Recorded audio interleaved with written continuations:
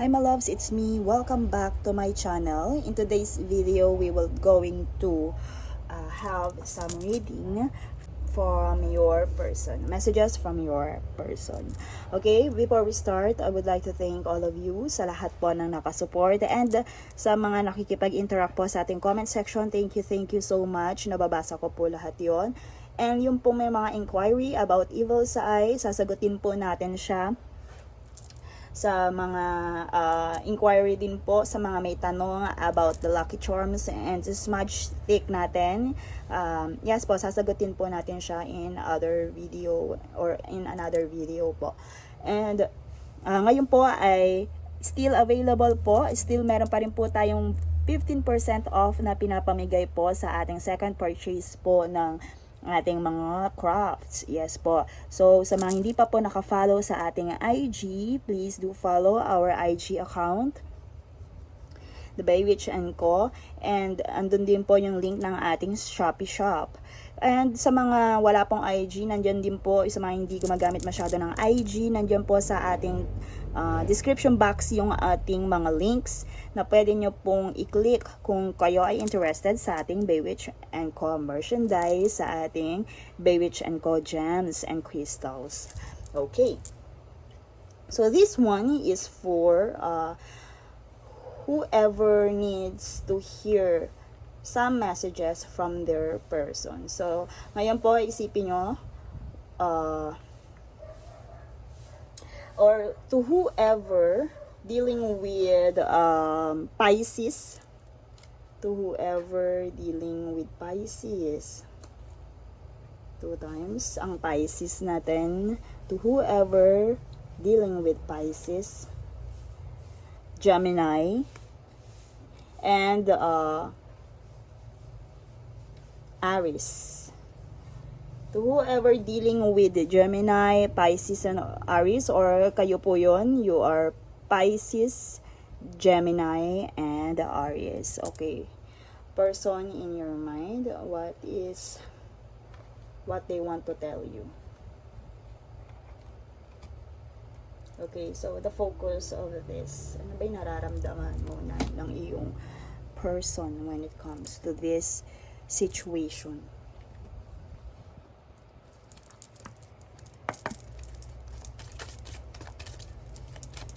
Okay, the focus of this energy. Wedding. Okay. Your person are thinking, or pwede po, kung wala pa kayo, sabihin natin, wala naman, napadaan lang ako, but sabihin natin, itong card na to ay hindi basta-basta na sabihin natin ikakasal ka na or ikakasal ka with your person. Somehow, yes, specifically, since this is general reading, ano ba yan? Okay, ang daming gustong sabihin ng ating energy ngayon. But this one, it doesn't mean na ikakasal ka na. This one, kung wala pa po kayo, may tendency, kung sino man yung mga na-encounter mo sa wedding or sa wedding day, ayan, meron po siyang factor pagdating sa situation na to. Maaaring your person, you meet them in the wedding of your friends, or your person, if you are dealing with or committed sa isang person, iniisip din niya itong wedding. They are obsessed with wedding. This situation involves marriage. Or somehow, specific sa mga collectives natin, marriage. The marriage involves in this situation. Maaaring hindi niya sinasabing kasal siya, pwedeng mangyari yon. Or maaaring obsessed siya, paano kayo ikakasal. Or maaaring kung wala pa ang taong to, na-meet mo to sa isang kasal or wedding events. Your person also, yes, have a financial issue right now. Okay, so financial issue are a factor in this love situation or in this situation right now. Okay, I can feel sa ating collectives getting to know each other as you reveal the innermost self to each other. Okay. For my collectives, your person wants to be true to you. Kasi iniisip, may malaking factor pagdating sa financial issues dito sa yung person. Maaaring iniisip niya na hindi kanya kayang pakasalan. Maaaring iniisip niya na hindi siya ready financially. Pwedeng malangyari yun. Kasi you have to reveal your innermost selves. You have to getting to know each other. Gusto niyang i-reveal sa'yo yung mga capabilities niya regarding with this situation. Gusto niyang ipakita yun sa'yo. Gusto niyang malaman mo yung kanyang financial issues. Okay? Gusto niyang malaman mo yung kanyang financial issues, and may tendency din na kung ano man ang nangyari sa inyong relationship or situationship, there is a big factor. Financial issues is a big factor. Okay? So, maaaring naka-apekto yun dito sa situation na yun. And kung hindi man, kung ano man ang nangyari, gusto niya sana i-open up yun sa'yo. Gusto niyang ipakita ano ba yung kanyang pinagdadaanan financially right now. O kung kayo ay committed or nandito sa relationship na to, gusto niyang sabihin sana sa'yo or i-open up sa'yo na hindi ka niya mapakasalan o hindi ka pa niya mapapakasalan because of this financial issue or career issue. Okay? Medyo masyadong overwhelming when it comes to this energy, these cards. So, parang I feel the heaviness of this energy. Ayan. Kaya pala. The energy don't lie.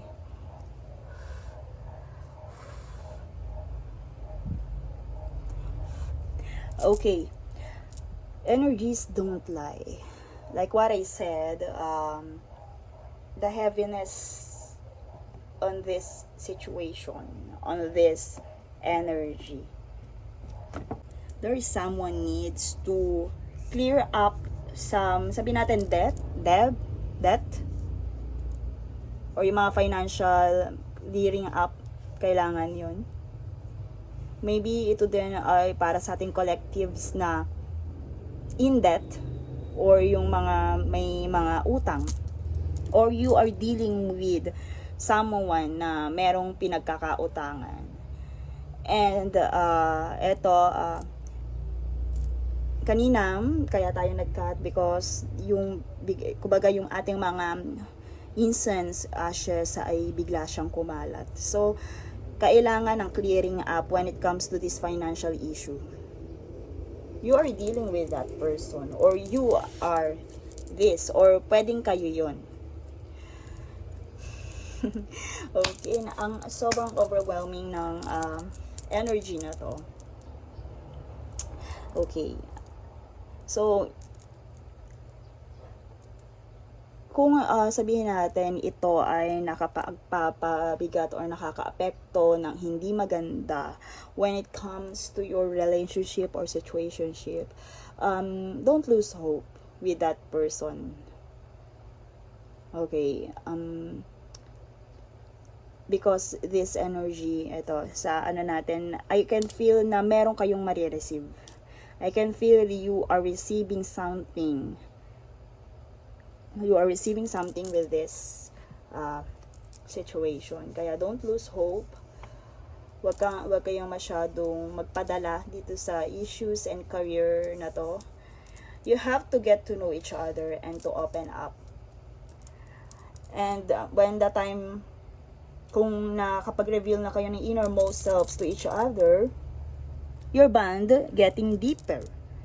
Okay, so you have to open up to each other for your acceptance, and nasa sa inyo yon if you're kaya nyong i-accept ang isa't isa with this career and financial issues.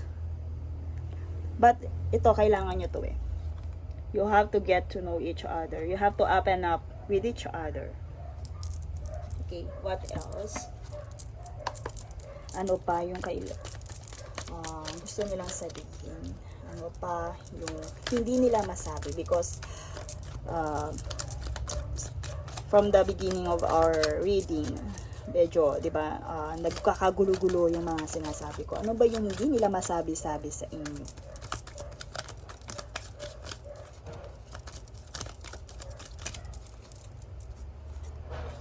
Let me hold you. I think you're dealing with someone na andun pa rin yung pride nila kahit na they are dealing with these financial issues or career issues. Nandun yung pride na kahit sabihin mong there are some financial issues with them right now na nakakaapekto sa love life mo. Gusto nila na ipakita na kaya nila eh. Kaya ka nilang i-carry. Na kaya ka nilang panindigan. But, kailangan i-open up. Hindi niya yon, okay, hindi nila yon agad ino-open sa iyo. Hindi nila ino-open yung problem na to. Pero gustong-gusto ka nila pa rin na sabihin natin, i-carry dito sa situation na to. Okay, nandun pa rin yung pride na parang ayaw nilang i-open, gusto nilang pakita sa'yo na kaya nila. Let me hold you. Yes. This person you are dealing with full of pride na kaya nila. Hindi sila kumbaga itong open up na to parang ayaw nilang gawin pa dahil kaya nila. Kaya nila to ng sila lang. Kumbaga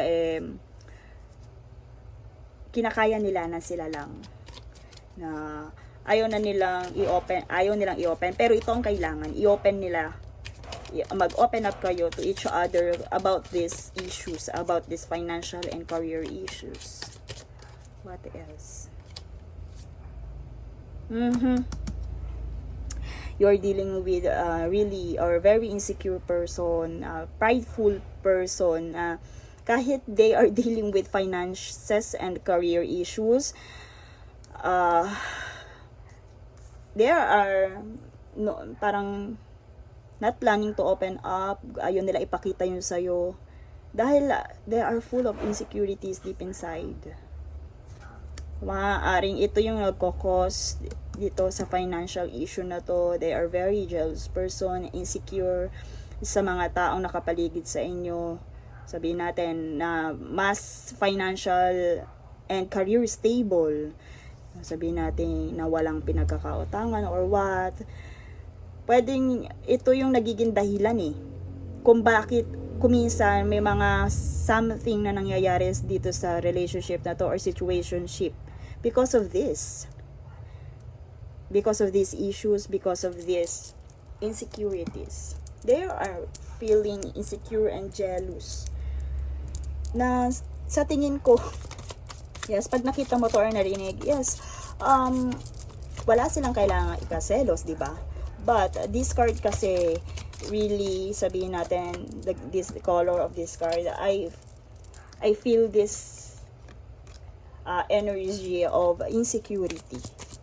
Marami silang insecurities, lalo na when it comes to financial and career issues. But,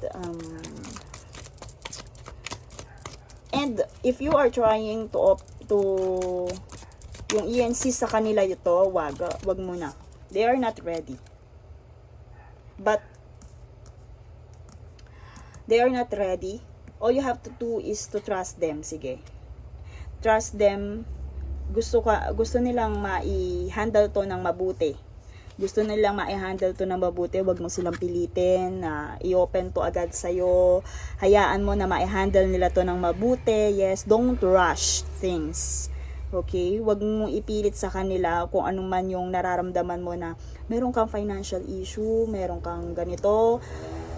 We have to talk. No. Hindi sila ready.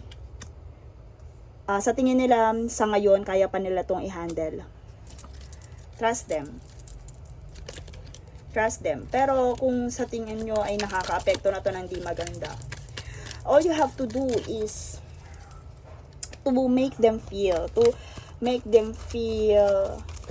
comfortable with themselves. Yung mabawas-bawasan yung kanilang insecurities when it comes to this issues.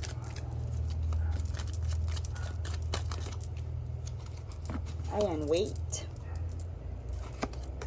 77. Wait. Okay, just wait for them. May mga maganda din naman pagbabago na mangyayari sa inyong dalawa, sa relationship or sa status ng inyong person right now. So, there is a good fortune coming.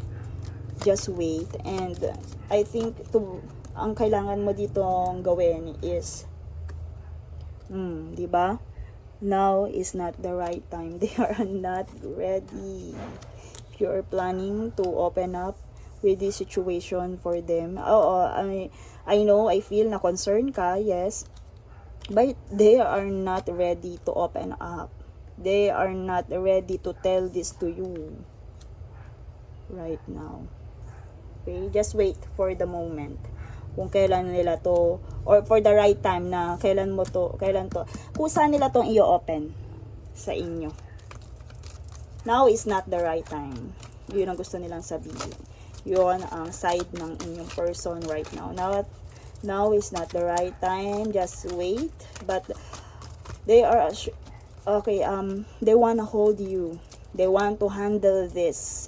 They want to handle this alone right now. They want to handle you to manage this situationship with this career and financial issues.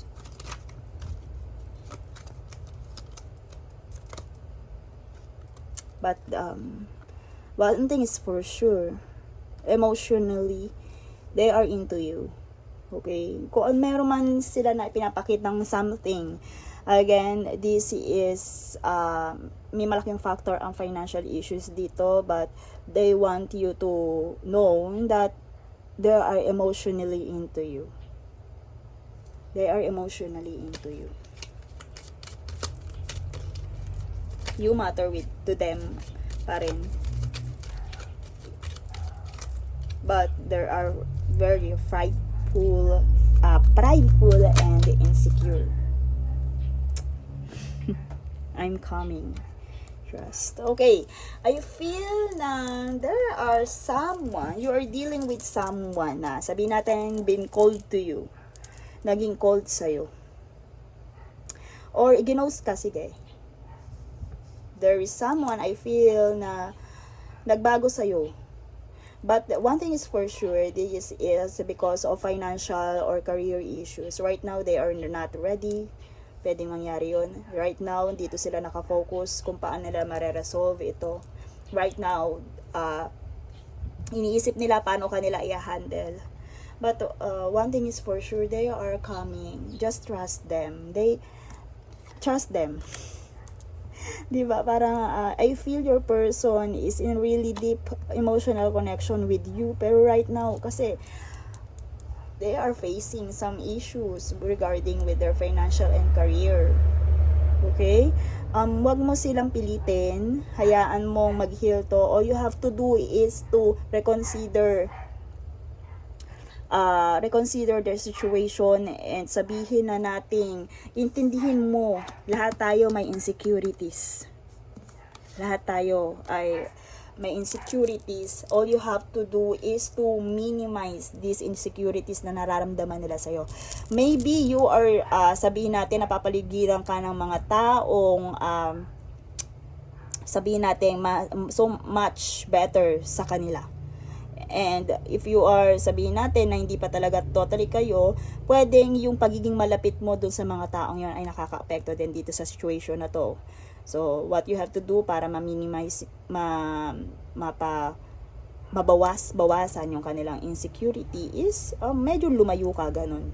Hindi naman totally na ikaw ang mag-adjust para lang mahilang kanilang insecurities. No, not that one. Kumbaga, ma-lessen lang.